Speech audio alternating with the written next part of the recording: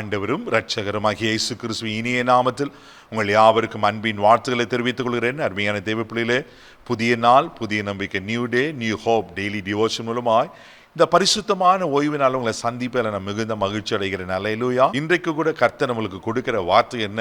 சங்கீதத்தின் புஸ்தகம் 37 சங்கீதம் 27 வசனம் கூட வாசிக்க கேட்போம். தீமையை விட்டு விலகி நன்மை செய், என்றென்றைக்கும் நிலைத்திருப்பாய். நாம் என்றென்றைக்கும் நிலைத்திருக்கணும்னா, அப்படின்னா கர்த்தருக்குள்ள நிலைத்திருக்கணும்னா, பரிசுத்தத்தில் நிலைத்திருக்கணும்னா, ஜெப வாழ்க்கையில் நிலைத்திருக்கணும்னா, ஆவிக்குரிய வாழ்க்கையில் நிலைத்திருக்கணும்னா, நான் தேவனோடு கூட நிலைத்திருக்கணும். என்ன செய்யணுமா? தீமையை விட்டு விலகி. ஹல்லேலூயா. தீமையோடு இருந்தால் கர்த்தரோடு இருக்க முடியாது, தீமையோடு இருந்தால் வேதத்தோடு இருக்க முடியாது. அதனால தான் தீமையை விட்டு விலகணுமா. விடுறது பெருசில், அதை விட்டு நம்ம விலகி போகணும். தேவப்பிள்ளையில விலகி நன்மை செய், என்றென்றைக்கு நிலைத்திருப்பான். எனக்கு எப்படி பிரதர் நான் தீமைக்கு பதில் நன்மை செய்ய முடியும்? இன்னைக்கு நான் நன்மை செய்கிறோன்னே தீமை தான் நம்ம செய்கிறோம் அல்லவா? ஒருவேளை எனக்கு நன்மை செய்யறதுக்கு நான் நன்மை செய்வேன், ஆனால் எனக்கு தீமை செய்யறதுக்கு நான் எப்படி தீமை செய்யாமல் இருக்க முடியும் அப்படின்னு யோசிக்கிறோம்ல. தேவப்பிள்ளைனா நம்ம ஆண்டவர் எப்படிப்பட்ட ஆண்டவர்? ஒருவன் உன்னை ஒரு கணத்தில் அரைஞ்சா மறு கணத்தை காண்பின்னு சொல்லியிருக்கிற அல்லவா? ஒருவனை 1 மைல் தூரம் அழைத்தா நீ 2 மைல் தூரம் போகணும்னு சொல்லியிருக்கப்பட்டிருக்கல. உன் சத்துரு பசியாத அவனுக்கு ஆகாரம் கூடன்னு சொல்லியிருக்க. இதெல்லாம் ரொம்ப கஷ்டம் தானே. ஆனால் அதுதான் நம்ம வாழ்க்கை, அதுதான் ஆவிக்குரிய வாழ்க்கை, அதுதான் இயேசு செய்தார், அதுதான் நம்மளுக்கு மாடலாக வச்சுட்டு போயிருக்கிறார்ல.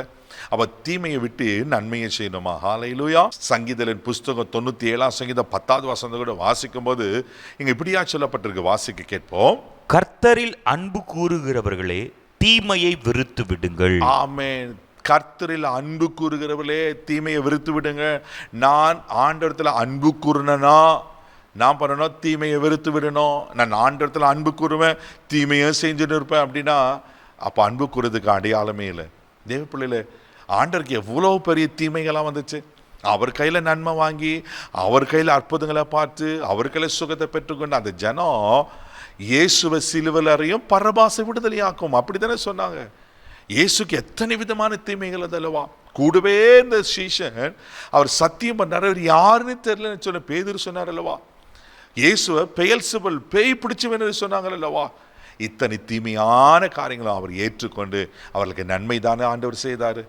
இன்னைக்கு நம்ம வாழ்க்கையில் எப்படி இருக்குது தேவப்பிள்ளையில? இந்த பரிசுத்தமான ஓய்வு நாளில் ஒவ்வொரு ஓய்வு நாளிலும் ஆண்டவர்களுக்கு நல்ல ஆலோசனை கொடுக்குறதில்ல. இன்னைக்கு ஆண்டவர் கொடுக்குற ஆலோசனை தீமையை விட்டு விலகு. ஹல்லேலூயா. அது மாத்திரம் இல்லாமல் நீதிமொழிகள் புஸ்தகம் 3 அதிகாரம் 7 வசனம் கூட வாசிக்கும் போது சாலமோன் ஞானி இப்படியா சொல்லுகிறார். வாசிக்க கேட்போம். நீ உன்னை ஞானி என்று எண்ணாதே, கர்த்தருக்கு பயந்து தீமையை விட்டு விலகு. ஆமென். எப்போ தெரியுமா நான் தீமை விட்டு விலக முடியும்? நான் முதலாவது கர்த்தருக்கு பயந்து. அப்போ கர்த்தரிடத்தில் அன்பு கூர்ந்து கர்த்தருக்கு பயந்து நடக்கும்போது நான் துணிகரமாக தீமை செய்ய மாட்டேன், தவறான காரியத்தை செய்ய மாட்டேன். தேவப்பிள்ளையில இன்னைக்கு கர்த்தருக்கு பயப்படுகிற பயம் நமக்குள்ளே காணப்படுகிறதா? நான் யாரையும் குற்றம் சாட்ட பேசலை. இன்னைக்கு ஆவியான சொன்ன வார்த்தைகளோடு பேசி கொண்டிருக்கிற ஆவியான கொடுக்குற நல்ல ஆலோசனை. அப்போ கர்த்தருக்கு பயப்படுகிற பயனா என்னது? நீதிமொழிகள் 8:13 வாசிக்கிறோம். வாசிக்க கேட்போம். தீமையை வெறுப்பதே கர்த்தருக்கு பயப்படும் பயம். அல்லேலூயா.